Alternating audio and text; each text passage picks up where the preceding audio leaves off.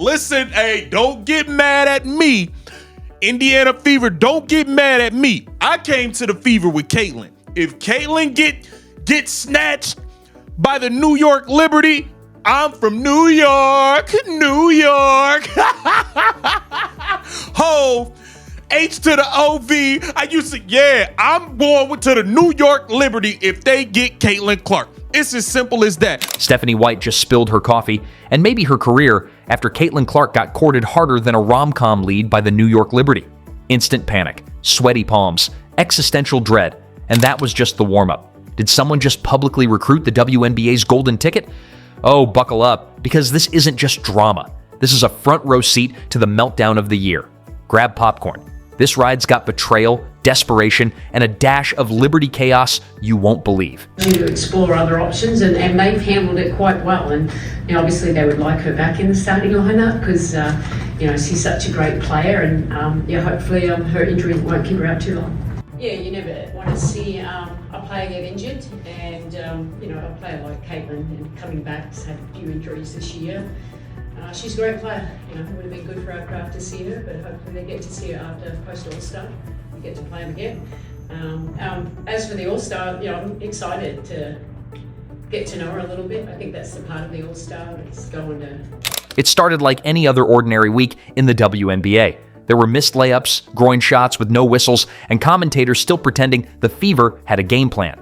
But then came the shockwave. A glittering, franchise-threatening, social media-detonating bombshell.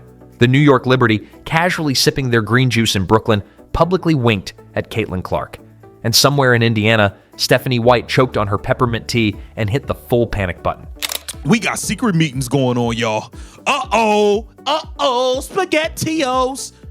Yeah, Caitlin Clark had a secret meeting, a little powwow, just a little powwow with the New York Liberty post-game. Listen, I'm not saying it's everything, but it damn sure ain't nothing. I think it's more like something. I think it's something, y'all. We better pay close attention to this. If I'm the Indiana Fever, you better tighten up. You better get your act together, Amber Cox, Kelly Cross-Cobb, Stephanie White. Caitlin Clark might be on her way out. We're not talking about vague admiration or some subtle emoji play. No, this was full-on public flirtation. Think of it like that friend who openly flirts with your partner on Instagram, tags them, and drops hard eyes, then swears they were just being friendly. The Liberty didn't just flirt. They basically proposed at midcourt with a diamond ring and a max contract hidden behind their back. I want to talk about this little scene that took place after the Fever game last night in New York between Sandy Branadello and Caitlin Clark, the New York Liberty, and the agent. The agent. That is what makes this so interesting. That is the key. All right, everybody's concentrating on, by the way, Caitlin Clark looks unbelievably happy talking to these folks. But this is how it starts in sports. Flashback to a few months ago. Indiana had just snagged Caitlin Clark in the draft, and everyone was calling it the rebirth of the Fever. Suddenly, the franchise had fans, hope, and most importantly, merch sales. Clark's jersey became a bestseller faster than Fever fans could Google WNBA playoff drought. Stephanie White, who probably thought she'd just signed a coaching life extension, was paraded around as the fearless captain of this shiny new ship. But ships sink, especially when the captain doesn't know how to steer. This Caitlin Clark versus Stephanie White thing could turn ugly, and it could turn ugly fast, y'all. I have to be straight up with y'all. Stephanie White wants to play the polar opposite way that Caitlin Clark wants to play. The Indiana Fever got a big win yesterday, and it was a tale of two halves. The first half, the Indiana Fever played that Stephanie White style, that grinded out, ugly, puke basketball. Puke basketball in the first half. And let's be clear, Indiana didn't just draft a player. They built a shrine around her. They renamed the team Caitlin's Fever. They rolled out a red carpet and begged her to stay forever. And yet, despite all that confetti and commercial airtime, they forgot one tiny thing: to protect her, literally and figuratively. Because week after week, game after game, Clark has been body checked like she's playing NHL hockey, not WNBA basketball. Elbows, knees, full-on flying hip tackles, and where is Stephanie White? Oh, somewhere on the sideline looking confused, maybe drawing up a play involving a prayer and some duct tape. Enter the New York Liberty. Now, this team isn't just another contender.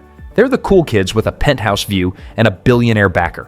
They're not interested in development projects or underdog fairy tales. They want rings. They want legacy. And now, apparently, they want Caitlin Clark. Their recruitment move wasn't even subtle. It was the WNBA equivalent of a boombox under her window. Public affection, viral tweets, a vibe so strong even Liberty's team mascot probably downloaded Clark's highlight reel. A player eventually marks their next destination. The Indiana Fever, you're on notice. You're on notice. You better recognize what you've got going on, the asset in front of you, and you do whatever you have to do to correct what is happening. If Stephanie White believes that this team is better with Ari McDonald in, blah, blah, blah, if she shares the same views as Carolyn Peck, you fire her on the spot. And now, somewhere in Indiana, Stephanie White is doing damage control like a politician caught using burner accounts. Because this isn't just a publicity hiccup, it's a full-blown existential crisis. Imagine selling your entire franchise future on one player and watching her get publicly seduced by the league's biggest market. Stephanie knows what this means. Everyone knows. If Clark even hints at entertaining the Liberty, the Fever's entire PR strategy collapses like a folding chair at a tailgate. The tension between White and Clark? Oh, it's been there. You could feel it even through your screen. Clark gets hammered in a game, no whistle, no coach freakout. Not even a dramatic clipboard smash. Just a quiet sigh and maybe a timeout for vibes. Meanwhile, Liberty players get fouled and there's a full SWAT team ready to debrief. Stephanie White, at this point, must feel like she's coaching with a time bomb on the bench. Because Clark isn't just an athlete, she's a walking endorsement empire. She's the golden goose in Nikes. And if that goose decides to fly to NYC, it's not just a loss, it's franchise ruin. And after the game, Sabrina Ionescu says, "Hey, Caitlin, come to the back with us real quick." Only for Caitlin Clark to see Sandy Brondello standing there, Brianna Stewart standing there, and her agent all lying in wait to pounce on the opportunity to sell Caitlin Clark on the New York Liberty. Oh boy, oh boy, oh boy, oh boy. Let's take it from the top. And why wouldn't she go? The Liberty aren't just offering wins, they're offering weapons. Brianna Stewart, Sabrina Ionescu, Jonquel Jones. That's not a team, that's a supervillain squad. And now they're saying, hey Caitlin, want to come pass to actual shooters who don't fumble the ball like it's covered in Crisco? Add to that the allure of New York, the lights, the cameras, the marketing deals. Caitlin Clark in Times Square isn't a headline, it's inevitable. Meanwhile, in Indiana, she's being recruited to run pick and rolls with a power forward who thinks spacing is optional. The Liberty's move wasn't just strategic, it was savage. It sent a message to the entire league. If Indiana can't protect their star, we'll take her. And they said it loudly, on purpose. Because let's not kid ourselves, this isn't a game anymore. This is chess, and Indiana's queen is looking at better squares. Stephanie White probably called a team meeting after the Liberty post. Probably gave a speech about loyalty, hard work, and how Clark is the foundation of their future. Meanwhile, Clark is scrolling through Instagram DMs from Liberty stars talking about what it's like to play with real chemistry. After the game tonight, Stephanie White, her wonderful, wonderful, wonderful coach, was asked about her winning this award, this honor. What do you think Stephanie White did? Do you think Stephanie White was excited? Do you think she was happy? Do you think she was overjoyed by the fact that her star point guard, nonetheless, while injured, just was finally given a real honor by an organization like ESPN? And it looked like Caitlin Clark looked like she got a little hurt towards the end there. Is there any update on her injury? No update. Just felt a little something in her groin, so we'll get it evaluated and see what happens from there. Yeah, just kind of to follow up on that, looked like she was kind of grabbing at her right groin area. Is that the concern? Yeah, if that's the one she was grabbing at, I don't know which one it was, but yeah, I mean, that's it. This isn't a rumor mill, it's a siren. It's a giant blinking billboard saying, hey Caitlin, there's life after Indiana. And Clark's no fool. She's been tackled, booed, and left hanging one too many times. She knows what the future looks like if she stays in Indiana. Another season of hero ball and ice baths. But in New York, That's legacy territory. That's where brands are born and dynasties are made. Meanwhile, Stephanie White is out here trying to keep her job and her franchise intact with nothing but a whiteboard and good intentions. And that's cute, but not enough. Let's not forget the WNBA's own messy silence in all this. They've seen the fouls, they've watched the clips, they've read the tweets, and somehow they keep pretending like Clark's getting normal rookie treatment, as if getting kneed in the groin is just part of the hazing package. But maybe, just maybe, they want her in New York too, because the truth is, Clark in Indiana sells jerseys. Clark in New York sells the league. And there's a big difference. Now fans are split like a bad weave. Fever faithfuls are on social media typing essays about loyalty and patience. Liberty fans are already photoshopping Clark into a teal jersey. And the neutrals? They've got popcorn and Twitter threads ready. Stephanie White is a garbage human being. I am done trying to defend this woman in any way at all. So if you are a Stephanie White fan, Stephanie White was asked about Caitlin Clark getting WNBA Player of the Year. For those who don't know, she won that award at the ESPYs, and she got WNBA Player of the Year. So Stephanie White, of course, as her coach, is going to be asked about that award. So let's listen. The memes, brutal. Stephanie White seen checking Liberty schedules. Caitlin Clark Googling NYC rent. Brianna Stewart adjusting her Instagram bio to Clark's future teammate. And here's the kicker. This is only the beginning. Clark can't leave right now, sure. Rookie contracts and all that, but everyone knows what's coming. The clock's ticking.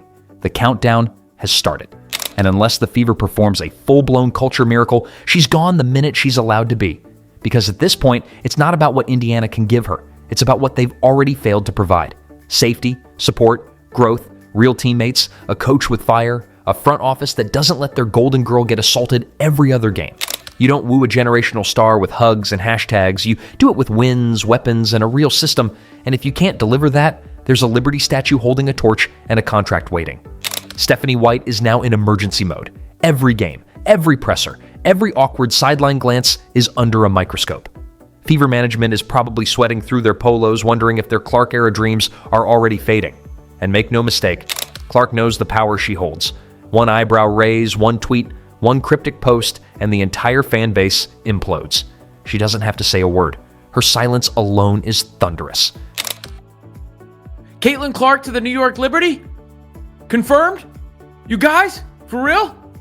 Anyhow, there was a photo circulating, went viral, of Caitlin Clark in the bowels of the Barclays Center with Liberty coach Sandy Brondello and Brianna Stewart and Sabrina Ionescu. I'm just having a little fun because it shows you the status that the WNBA has reached when all these old school NBA free agency rumors start to make their way to the W. And it's not like Caitlin Clark is a free agent or is leaving the Fever anytime soon, if ever, because she's said in the past she wants to stay in Indiana forever. But I thought it was pretty funny just to see the wild discourse online, because fans tend to get carried away.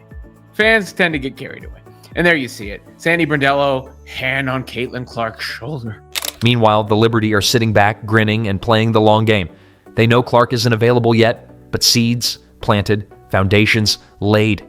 And if the Fever doesn't wake up, Clark's escape plan is already in draft mode. Because Clark isn't here to babysit a rebuild. She's not interested in being the only adult in a daycare. She wants rings. She wants a legacy. She wants a team that plays like they've actually met before tip-off. Stephanie White's worst nightmare isn't losing games. It's losing Caitlin Clark. And not in a hard-fought trade or tragic injury kind of way. No, this is worse. This is a slow-motion breakup where one partner is already flirting with New York while the other is frantically rearranging throw pillows and pretending everything's fine. If Clark walks, the Fever don't just lose a player, they lose everything. Fan momentum? Gone. Back to having 200 people and a popcorn machine in the stands.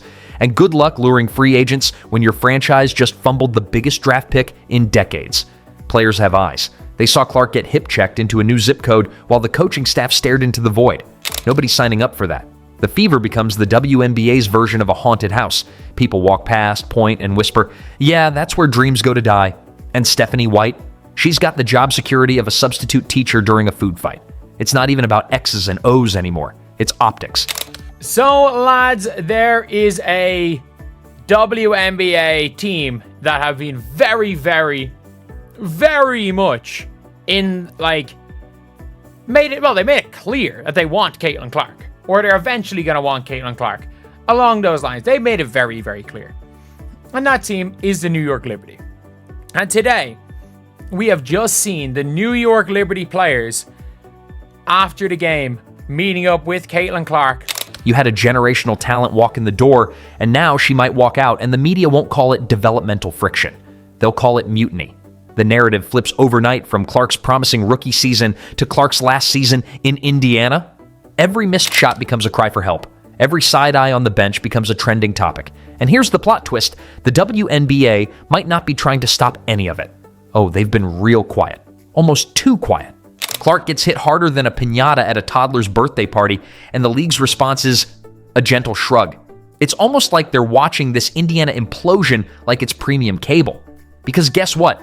A Caitlin Clark-Sabrina Ionescu backcourt in New York isn't just a team. It's ratings gold. Ticket sales, primetime matchups, commercial deals with more zeros than a math textbook.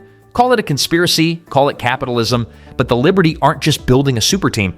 They're being framed as the natural home for stars. Indiana is developing players. New York is producing icons. And the league seems very okay with that narrative. Clark in the Big Apple. Brianna Stewart there. Sabrina Ionescu there. The Caitlin Clark's agent, Aaron Kane, is there. We'll get back to that in a second. But Sandy Brondello did show legitimate love to Caitlin Clark. I mean, Caitlin, speculating about Caitlin Clark playing for a team in the future is just silly at this juncture. But the Liberty have shown her love. We've seen that as a bit of a theme. There was the moment between Stewie and Clark when Clark came back from injury the first time. And then there was some nice words. I missed the moment myself of them posted up there for a second.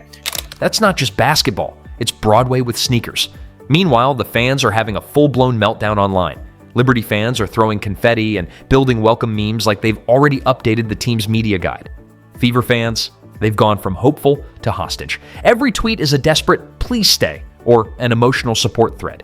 And the trolls, oh, they're thriving. Dropping memes of Stephanie White nervously checking Zillow listings in Manhattan, or Clark scrolling through LaGuardia flight options like she's booking her freedom in advance. The panic is so viral, you can practically smell the digital smoke.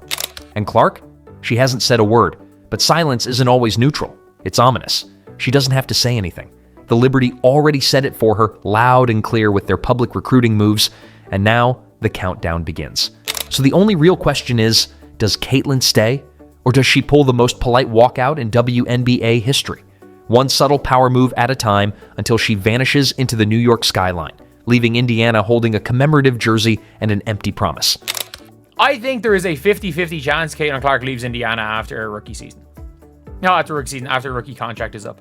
Because I have a feeling that with all the restricted free agency and everything, I think they're going to try to get rid of all coring out of the CBA. I don't think coring is going to be a thing. I don't think coring is going to be a thing in the CBA. And obviously, look, you're going to have to core players. And they're going to have to core Aaliyah a year earlier than Caitlin. And if they're scared Aaliyah's going to leave, and if they're like, oh, we want to core and trade Caitlin, then Aaliyah leaves for nothing. Either way, Stephanie White might want to start sweating because this storm is just getting started. The Liberty's move wasn't reckless. It was precise, calculated, beautifully messy. They knew it would cause chaos. They wanted panic. And Stephanie White delivered.